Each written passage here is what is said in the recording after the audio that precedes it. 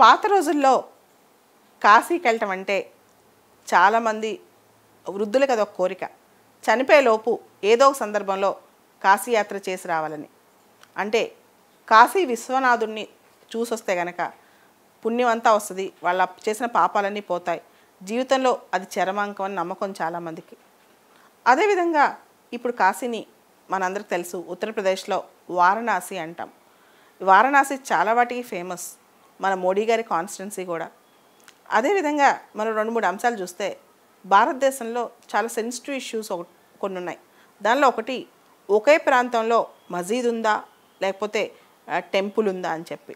So మనం గమనిస్తే మధురాలో షాహీ ఈద్గా అనే ప్రాంతం, అయోధ్యలో రామ జన్మభూమి, అదేవిధంగా వారణాసిలో జ్ఞానవాపి ప్రాంతం. ఇక్కడ టెంపుల్స్ ఉన్నాయి యాక్చువల్గా, వీటిని ఇప్పుడు మసీదులుగా మార్చారని చెప్పి చాలా పెద్ద వాదనే ఉంది, చాలా పెద్ద కేసులే నడిచాయి.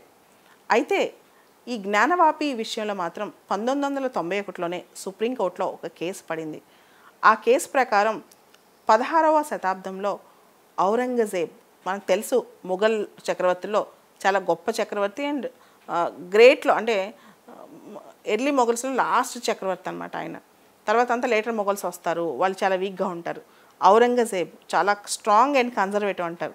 ఆయన ఈ జ్ఞానవాపి ప్రాంతంలో ఉన్న టెంపుల్ని పడేసి, యాక్చువల్గా ఇక్కడ ఒక టెంపుల్ ఉండేదంట, కాశీ విశ్వనాథుని ఎనెక్సై టెంపుల్, దానికి సంబంధించిన టెంపుల్ ఒకటి ఉండేదంట, దాన్ని పడేసి మసీద్ కట్టారని చెప్పి చాలామంది హిందూస్ అక్కడ చెప్తూ ఉంటారు.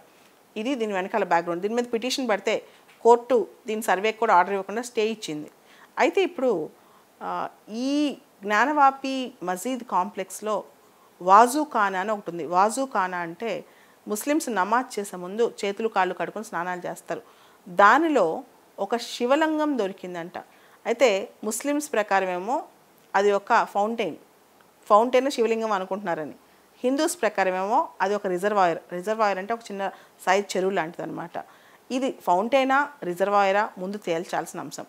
రెండోది, మన places of public worship act ప్రకారం భారతదేశంలో places of public worship act అనే ఒక చట్టం ఉంది. దాని ప్రకారం ఆగస్టు 15, 1947, ఈ ఆగస్టు 15, 1947 డెడ్లైన్గా తీసుకుని ఒక ప్రాంతంలో చర్చ్ ఉందా, టెంపుల్ ఉందా, మాస్క్ ఉందా, ఇవన్నీ కూడా చూసి దాన్నే కంటిన్యూ చేయాలన్నమాట.